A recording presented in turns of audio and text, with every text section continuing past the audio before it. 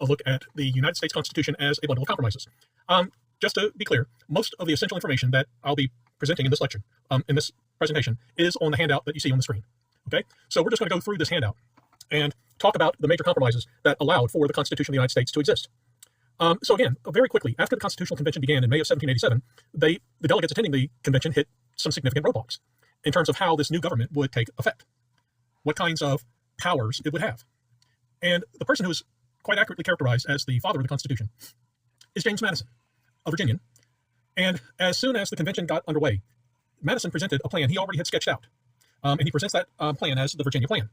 What he called for was a national government that would consist of three branches: a legislative branch, an executive branch, and a judicial branch.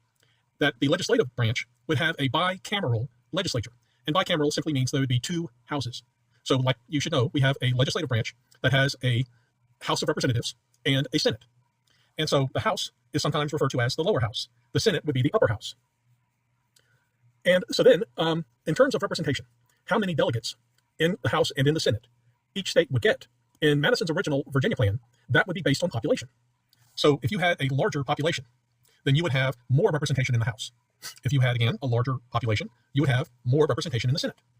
Now, this tradition, when it comes to democracy, goes all the way back to ancient times, that representation in democracies has always been based on population. And so Madison wasn't doing anything unusual when he designed his plan of government in this way. But as this part, especially the issue of representation, begins to get discussed and debated on the convention floor, small states, and in this case, the small states we're talking about are in terms of population, not geography. But the small states said no, because that would give them less representation, less influence then over the policies and the decisions made by the government. And they weren't going to simply give control of the country to states that have larger populations. And when these arguments were presented initially, Madison and his supporters said, well, that's just too bad. That's the way representation has always been based, on population. And the small states said, fine, if that's what you're going to insist on, then we're leaving. And they began to make preparations to leave the convention. And if they did, everything would fall apart. So this, again, this determination on the part of the small states to accept the way representation was established forced a compromise. And they worked out a compromise where representation in the House would be based on population. But representation in the Senate, the upper house, would be based on the principle of equal representation. That every state, no matter how large or small in terms of population, every state would have two senators. And so that gave, in the House, the states with larger populations would have more representation. But the small and the large states would have equal power in the Senate. And then it's also factored in that before the legislation can be passed, it has to pass both the House and the Senate. So there may be legislation, for example, in the House that the smaller states oppose, but they may not be able to prevent its passage in the House of Representatives. So then it goes from the House to the Senate. In the Senate, the small states could come together and block its passage in the Senate. And if the legislation passed the House, but did not pass the Senate, then it doesn't pass. And so this was a major achievement. And it's an example of where the larger states set aside their interests in order to accommodate the opposition. And so this allowed for us to go to the next level. Now, 3 of the 5 compromises all involve slavery. But they involve slavery in different ways. And so we're going to take these one at a time. And the first of the compromises involving slavery, again, dealt with representation. And the slave states, the southern slave states, if you simply counted population based on free persons, which is what the Constitution was doing, okay, then there were many areas of the slave South where overall, in comparison to the North, the population of free persons was smaller, which then meant for the slave states, they would have less power, less representation in the House of Representatives. And at the same time, in the southern slave states, you had the largest concentration of wealth. And this is something that is generally out of step. Usually where you find the largest concentration of wealth, you have the most political power. And so what happens then is the southern states, when they come up with this issue on representation, after the bigger issue between the large and small states are settled, then the slave states said, well, we want our slaves to be counted as part of our population as a way of boosting their numbers. By boosting the size of their population, they were boosting their representation in the House of Representatives. Well, slaves were legally defined as property. And property cannot be counted as part of the population. And so the northern states said, no, you can't count your slaves as part of your population. They are property. And at that point, the slave states said, fine, we're out of here. And again, if they left, the whole thing would come crashing down. And so then this forced another compromise. And this compromise is the one that is known as the 3/5 compromise. And the 3/5 compromise I found over the years is still poorly taught. It was poorly taught when I went to school, and it's still poorly taught. What often is the case is that when people are learning about the 3/5 compromise, the statement is made that this meant that the slaves were only 3/5 of a human. There's no such thing as 3/5 of a human. Okay? But it's a way of setting up an idea that, according to the framers of the Constitution, the slaves were less than human. Well, the slaves were property. But again, this was not a compromise that made that kind of statement regarding their humanity. What it was is a mathematical formula, where again, initially the slave states insisted on having all of their slaves counted as part of their population. So when you compromise, it means you're giving something up. And so in this case, the compromise was the southern slave states would not be allowed to count slaves as part of their population. They would be allowed to count 3/5 of them as part of their population. And so population would be, let's just say, in one state, and I'm going to keep these numbers very small numbers and very simple numbers, because anything that involves math and me needs to be small and simple. Okay?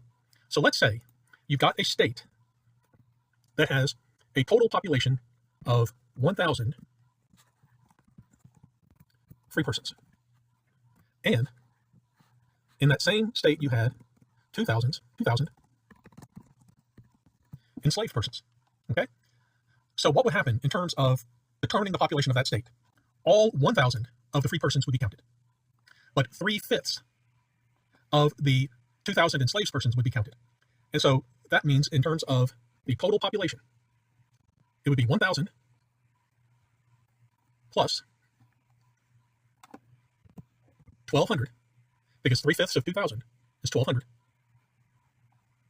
which then means the total population for that state would be 2,200.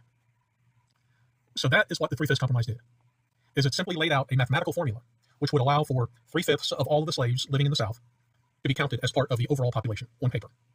Okay?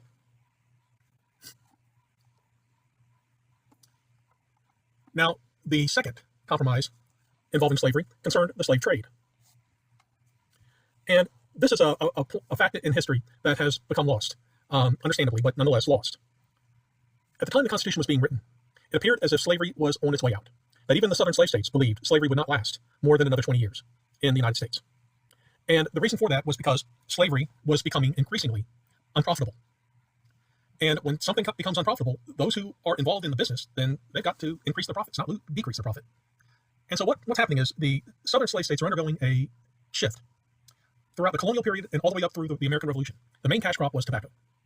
And on tobacco plantations, you needed a large number of slaves to work. Now, again, under tobacco, slavery was very profitable and very effective. And so that's one of the reasons it existed the way that it did. Now, what happens as we get to the point of the revolution, and as we get more people moving further inland, what is becoming more profitable than tobacco is cotton. But now, the problem with cotton is that in every bud of cotton that is produced, and so I'm talking about the bud, not the plant, the bud. In every bud of cotton, there is a cotton seed. And the only way that that cotton seed could be removed is to have a slave pick up that bud of cotton, and then with their other hand, reach into it and pull the seed out. And you would have to have the slaves do that to every single bud of cotton before that cotton could be sold. Now, if you were going to have to do that when it came to cotton, then you would have to have such a massive number of slaves that you would not be able to make any profit. In other words, your cost of labor would be significantly higher than your profit from selling the cotton.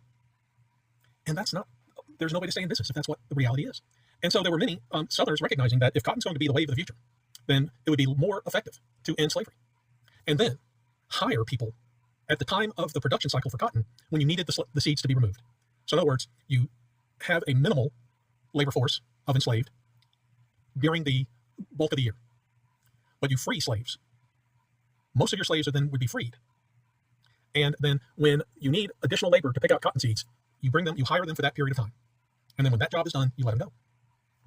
So you had the southern slave states actually envisioning the end of slavery. But again, they did not think that would be the case until at least 20 years. And in the meantime, they were concerned that northern states would try to ban the slave trade. And so this is going to result in an agreement on the part of both sides that then is included as part of the Constitution, that Congress could not end the slave trade until January 1st of the year 1808. So again, this would ban the slave trade, would be allowing Congress to ban the slave trade. But they would not be allowed to ban the slave trade until January 1st, 1808. Now, the third and final compromise involving slavery raised the concern that what if a slave in the South ran away and escaped to a northern free state? What would that have any kind of impact on their status as an enslaved person? Well, again, the southern slave states insisted that the Constitution include what we call the Fugitive Slave Code, that mandated if a slave escaped to a free state, officials in that state were required to return the slave to its owner on demand. So that protected the southern slave states by guaranteeing that if their slaves ran away and escaped to free states, that they would be able to get them back. Okay? So, to kind of recap, the first major compromise involved large states versus small states in terms of population. The next three were compromises between the slave states and the free states. The last one involved the compromise between the rich and everyone else. And so, what is becoming a concern for the people who are among the wealthiest Americans who are participating in this convention, as they see this new government taking shape, they are concerned that it's too democratic. And their concern with democracy is, again, democracy is, in terms of politics, a system in which the machinery of government responds to the majority of voters. To the majority of voters. Not the majority of people, but the majority of voters. And on that calculation, when you're talking about the rich, they're always the minority. And if all of the major decisions by the government are made by the majority, that means for the very rich, they lose every time. And they were not prepared to accept that. And so this is where they draw the line and bring into place the situation where, when it came to selecting a president of the United States, democracy would be less relevant. That it would be a much less democratic process in terms of selecting a president of the United States. So at the heart of this last compromise is that as the members attending the convention began to debate and discuss how the presidency would be established, how the president would be chosen, you had one side who wanted a simple majority vote, which is, again, a democratic process. And whoever wins a majority of the vote gets to become president. And they wanted that president to be elected for only a one-year term. Now, in terms of politics, what I've just described is they wanted a direct vote, where the voters themselves directly cast their vote for president. And whoever a majority of those voters choose would then become president of the United States. Those who were on the other side, the very wealthy side, they wanted an indirect vote for president. And they wanted the president to be elected for life. And so we would have a presidential election scheduled. And then once that president would be selected, they would serve as president for the remainder of their life. And then when they died, a new election would be scheduled. Okay? So again, in this case, the two sides are pretty far apart from each other. And so this is again going to force a compromise. And so the compromise that will be reached is that the president will be chosen by an indirect vote. And the president will be elected to a 4-year term. Not 1 year, but a 4-year term. And here, again, it's important to note, in the Constitution as it was originally written, there were no limits on how many terms a president could serve. So theoretically, if a president could be reelected every 4 years, then they could, in theory at least, be the president for the rest of their lives. But they would have to stand for reelection every 4 years. Okay? Now, the idea of an indirect vote for president, that's where they came up with what's called the Electoral College. Okay? The Electoral College. Now, what would happen then if you were eligible to vote for the first presidential elections? You would never see George Washington's name on a ballot. You would never see John Adams' name or Thomas Jefferson's name on a ballot. What you would see would be the names of men who you recognized, either because you knew them personally or you knew them by reputation. Okay? So, for example, most of us have never met Elon Musk, but we know who Elon Musk is because of his reputation. Okay? So, you as a voter would know the names of these people on the ballot because you either knew them personally or you knew them by their reputation. Okay, so when you cast your vote for president, you would choose from among those names of the people you recognized and say, basically, something like, I know this person. I trust this person. Whoever this person thinks would be a good president of the United States for them, well, then that person would be a good president for me. So what happens then is you vote for that person to become an elector, a presidential elector, who will then become part of the Electoral College. And so when all the electors come together and form the Electoral College, that's when somebody would stand up and say, I nominate George Washington for president of the United States. And then someone would have to second the nomination. I second the nomination of George Washington. And then they would write his name down on the ballot. And then they would ask if there are any other nominations. And they would go through this process until there were no more nominations. And so, again, George Washington's name would appear on the ballot for the electors at the Electoral College. And then the electors would cast their votes. And whichever candidate won a majority of the Electoral College would become the president of the United States. Whoever came in second would be vice president of the United States. And so the idea then is that of an indirect vote is, again, for the voters in the general population. They vote for persons to attend the Electoral College. Then the Electoral College votes for who will become president of the United States. Okay? So this became the final compromise that allowed for this Constitution to take effect. And the Electoral College has become very controversial for good reason. And a large part of the reason why it is so controversial today is because it is undemocratic.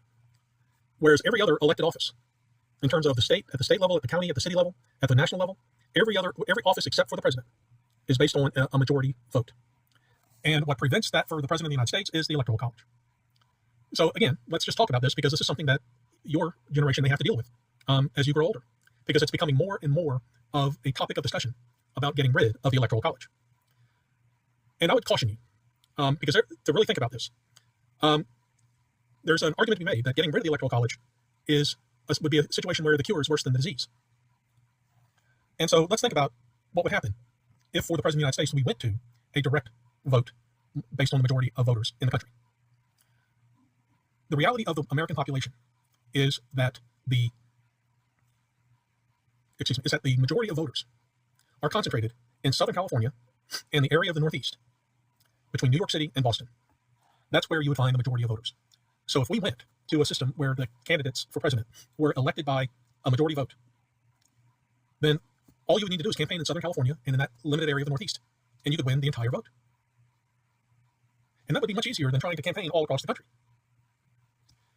And so a potential candidate for president under that system could literally ignore all of the states in between. And the one thing about the president is they're supposed to represent us all. And that's hard to imagine that would be the case if all they have to do is win the majority of votes in Southern California and in the Northeast. The one benefit of the Electoral College is it requires that every serious contender for the presidency to establish some presence, some degree of recognition in every single state. They certainly do not have to win every single state, but they have to establish a recognized presence, because there's going to be a vote for that president in every single state. And so it's been a while, but try to imagine I don't know how old you were in 2012, but in 2012 you had the Democratic candidate Barack Obama and the Republican candidate Mitt Romney. Now, then, and it's still largely the case today, in a state like Texas, the Democratic candidate doesn't stand a chance. And so there was no realistic expectation that Barack Obama could win Texas, but he still had to establish a presence. Barack Obama still had strong support in Harris County. He had strong support in Travis County, where Austin is located. And he had strong support in Behar County, where San Antonio is located. And so, as part of that electoral process, Barack Obama did establish a presence, and he visited Harris County, he visited Travis County, and he visited Behar County. Dallas County? No. He didn't go to Dallas because he didn't have any support there. Did he go to Lubbock? Hell no. But again, he had to establish a presence in Texas. Now, by the same token, Mitt Romney didn't stand a chance of winning California, but he still had to establish a presence in California. And so the idea then is that one of the benefits of the Electoral College is that it requires a serious contender for president to have recognition in every single state. And I think that's a good thing. And we could lose that. And again, there's another way to deal with the problems of the Electoral College that doesn't require getting rid of it. One of the things the Constitution establishes is that it will be entirely up to the state governments to determine how the electoral vote will be allocated, how the electoral vote will be distributed. Okay? And so the state, right now you have two types of allocation. You have the winner allocation, and you have proportional allocation. And so what happens then is, with the winner-take-all allocation, if a candidate for president wins a majority of the vote, then they get all of the electoral votes for that state.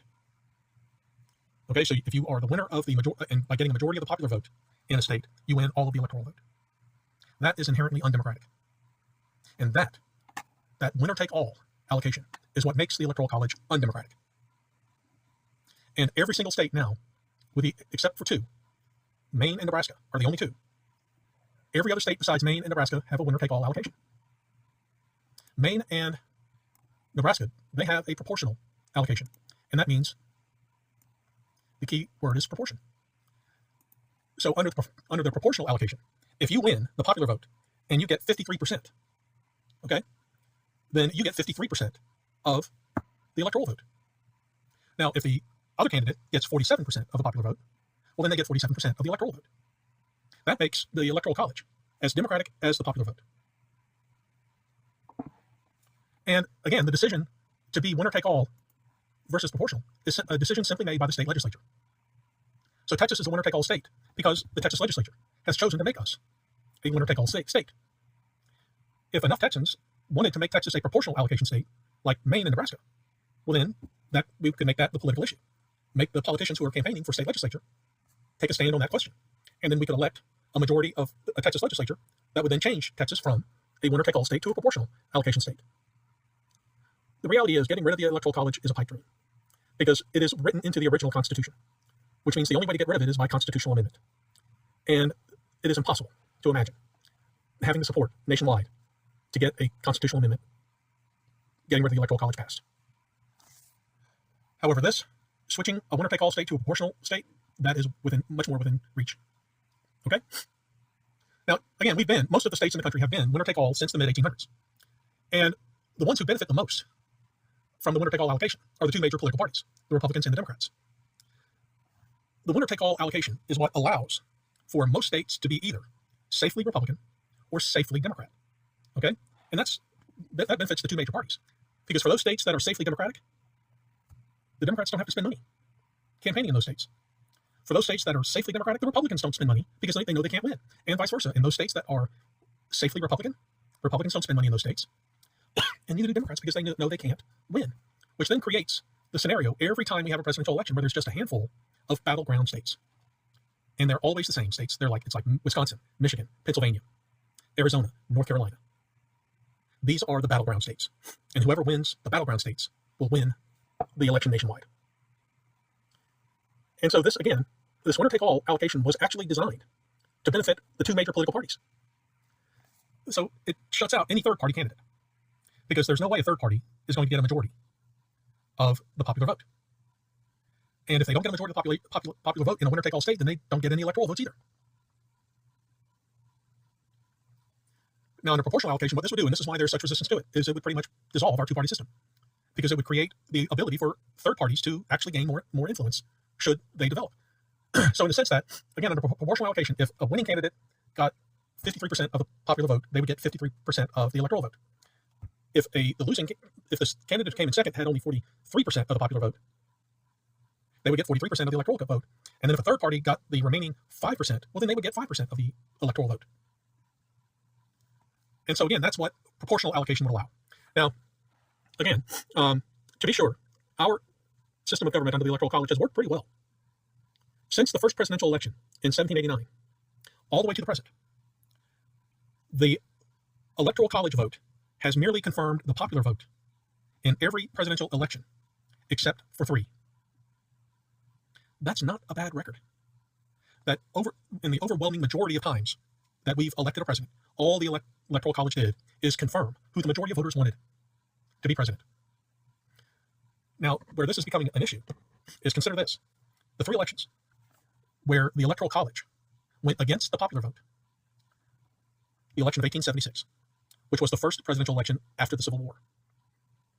Okay? So from 1789 to 1876, all the Electoral College did is confirm the popular vote. And then the second presidential election where the Electoral College went against the popular vote, the election of 2000. So from 1880 to 2000, all the Electoral College did is confirm the popular vote. But then in 2000, the Electoral College went against the popular vote. The third election where the Electoral College went against the majority of voters, the election of 2016. What we should all find alarming, which means our democracy is very, very weak, is that in 2 elections, which have for most of us been within our lifetime, 2000 and 2016, the Electoral College has gone against the popular vote. That is alarming. And that's why this issue takes up a lot of time as people try to figure out what's going on and what should we do. Okay? So again, this may be a major, major issue that will come up at some point in the future. And you may have to make a firm decision one way or the other. Okay? So that concludes our discussion of the Constitution as a bundle of compromises, we're going to come back and begin to take a closer look at different parts of the Constitution and talk about what all that means. Okay? So that'll be it for now.